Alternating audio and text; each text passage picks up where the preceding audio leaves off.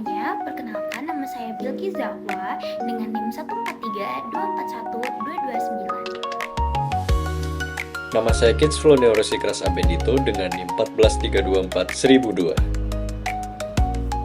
Halo semuanya, perkenalkan nama saya Natasha Rizka Amalia Putri dengan NIM 143241246.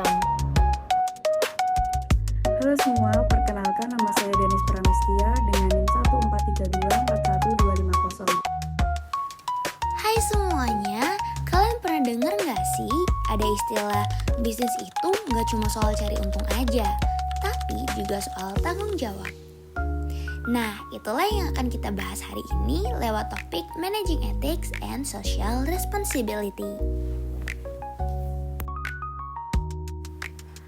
Lalu, apa saja sih yang akan kita bahas kali ini? Jadi, yang pertama kita akan membahas Managerial Ethics, yang kedua ada Ethical Decision Making Framework, dan yang ketiga ada Corporate Social Responsibility, dan yang keempat ada Managing Company Ethics and CCR. Jadi, jangan lupa disimak ya teman-teman. Oke, yang pertama ada materi Managerial Ethics. Saya awali dengan pengertian. Nah, pengertian dari Managerial Ethics itu adalah standar moral dan prinsip etis yang menjadi pedoman bagi manajer dalam membuat suatu keputusan. Keputusan yang dimaksud apa? Ya bukan hanya soal hukum, tetapi juga persoalan apa yang dianggap adil, benar, dan pantas dalam konteks bisnis dan organisasi. Selanjutnya kita geser ke fokus utama. Fokus utama Managerial Ethics itu yang pertama mengatur bagaimana manajer itu berhubungan dengan stakeholders. Antara lain ya seperti karyawan, pelanggan, pemegang saham, pemasok, dan lain sebagainya. Kemudian yang kedua menekankan pentingnya keputusan yang adil dan transparan, serta bertanggung jawab. Yang ketiga ada tujuan dari Managerial Ethics. Tujuan dari Managerial Ethics yang pertama itu menciptakan lingkungan kerja yang sehat, produktif, dan berintegritas. Kemudian yang kedua, menghindari penyalahgunaan wewenang, konflik kepentingan, dan praktik yang tidak etis. Kemudian yang ketiga, menjaga reputasi sebuah perusahaan dan kepercayaan publik. Yang keempat, dimensi penting dalam Managerial Ethics. Yang pertama, integritas pribadi. Itu menekankan pada kejujuran dan konsistensi antara kata beserta tindakan yang dilakukan. Kemudian yang kedua, ada tanggung jawab sosial. Tanggung jawab sosial itu merupakan keputusan manajerial mempertimbangkan bagaimana dampak terhadap masyarakat serta lingkungan. Kemudian yang ketiga adalah keadilan, yaitu memperlakukan semua pihak itu secara setara tanpa adanya diskriminatif. Kemudian yang keempat, kepatuhan hukum, yaitu sangat jelas harus menaati aturan hukum yang berlaku dan regulasi yang berlaku beserta standar industri yang berlaku. Oke, kemudian yang kelima, pentingnya Managerial Ethics. Ya tentunya bila tanpa etika, keputusan itu bisa merugikan pihak lain meski menguntungkan dari segi jangka pendeknya. Kemudian etika itu membantu menjaga keberlanjutan perusahaan dalam jangka panjang. Dan yang terakhir membantu mencegah adanya skandal, korupsi, dan krisis kepercayaan. Yang terakhir ada contoh penerapan. Contoh penerapan dari Managerial Ethics itu ya pastinya tidak menerima suap atau gratifikasi dari pihak luar, kemudian memberikan informasi keuangan yang jujur kepada investor, kemudian memberi gaji yang layak kepada karyawan sesuai kontribusinya, dan yang terakhir memastikan produk itu harus aman dan tidak menipu konsumen. Selanjutnya yaitu Ethical Decision Making Framework. Kerangka pengambilan keputusan etis adalah cara yang terstruktur atau terorganisir untuk membantu seseorang membuat keputusan yang sesuai dengan nilai-nilai moral atau prinsip etika. Intinya, saat kita harus mengambil keputusan, kita tidak hanya melihat apa yang paling menguntungkan atau yang paling mudah, tetapi kita juga harus mempertimbangkan apakah keputusan tersebut itu adil, jujur, dan sesuai dengan standar moral yang berlaku. Lalu, bagaimana langkah-langkah dalam kerangka pengambilan keputusan etis? 1. Mengidentifikasi isu etis. Langkah pertama adalah menyadari bahwa ada dilema etis. Ini membutuhkan kesadaran terhadap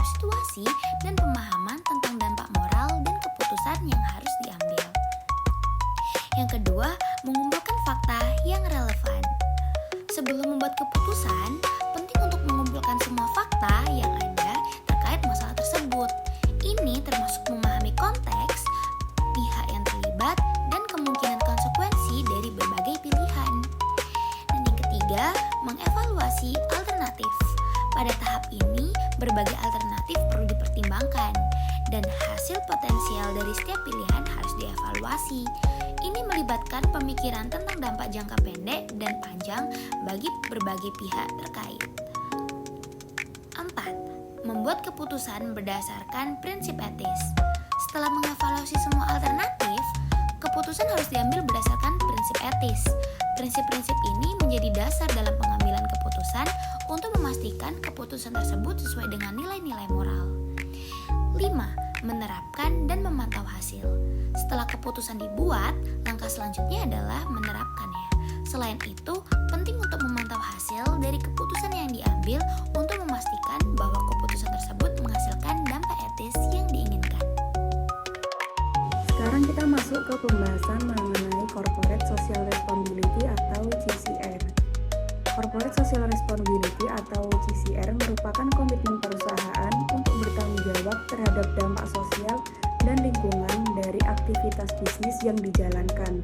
Jadi, perusahaan itu tidak hanya berfokus pada keuntungan semata, tetapi juga memperhatikan keseimbangan dengan masyarakat dan lingkungan sekitar. Tujuan dari CSR ada beberapa. Yang pertama, untuk membangun hubungan harmonis dengan masyarakat. Yang kedua, memberikan kontribusi positif pada aspek sosial, ekonomi, dan lingkungan. Yang ketiga, menjaga reputasi serta berkelanjutan usaha dalam jangka panjang. Prinsip CSR dikenal dengan konsep triple bottom line atau 3P. P yang pertama adalah profit. Artinya, perusahaan itu tetap harus memperoleh keuntungan usaha. Yang kedua, people, yang artinya aktivitas perusahaan harus memberikan manfaat nyata bagi masyarakat sekitar. Sedangkan yang ketiga ada planet, yaitu menjaga kelestarian lingkungan agar keberlangsungan hidup dapat terjamin. Dengan demikian, CSR bukan hanya strategi bisnis, tetapi juga bentuk tanggung jawab moral perusahaan terhadap masyarakat dan lingkungan. Selanjutnya, kita akan membahas tentang bentuk dan manfaat dari CSR.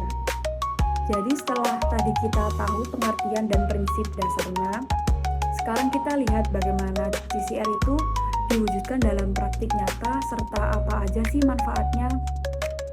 CSR itu dapat diwujudkan dalam berbagai bentuk kegiatan, misalnya di bidang pendidikan dan kesehatan.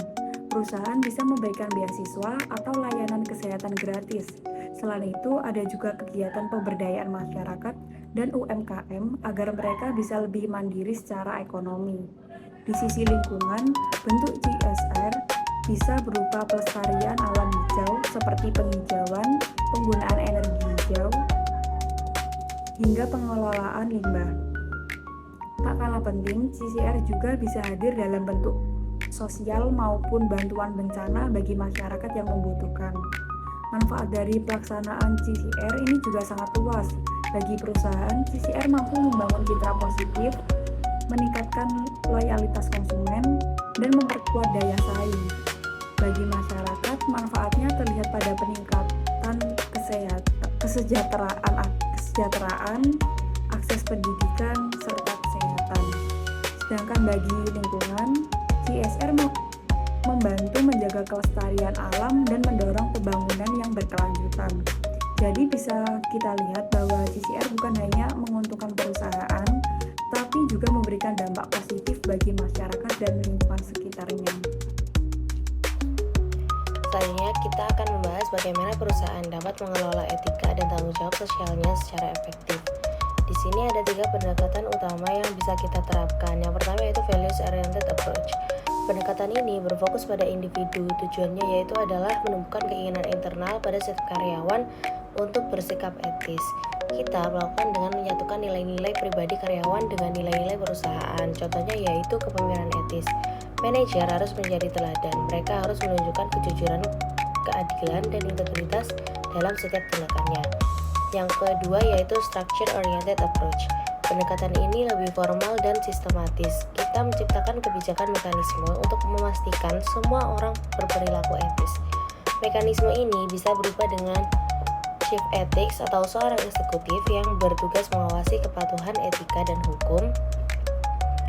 Yang selanjutnya yaitu ethics training, pelatihan untuk mengajari karyawan standar etika bagaimana menghindari konflik kepentingan dan menjaga kerahasiaan. Yang ketiga yaitu Code of Ethics, dokumen formal yang berisi aturan dan nilai-nilai yang harus dipatuhi.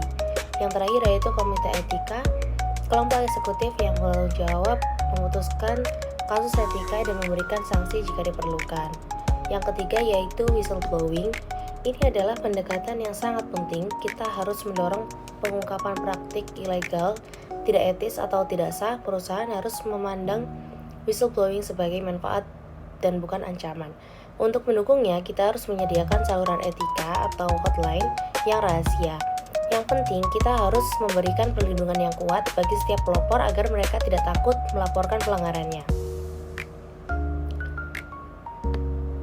Slide selanjutnya yaitu mengapa etika perusahaan dan tanggung jawab sosial perusahaan atau CSR tidak bisa dipisahkan dengan strategi bisnis. Pertama, kita harus mengubah pandangan kita tentang CSR. CSR ini bukan hanya sosial citra, melainkan bagian dari inti bisnis kita.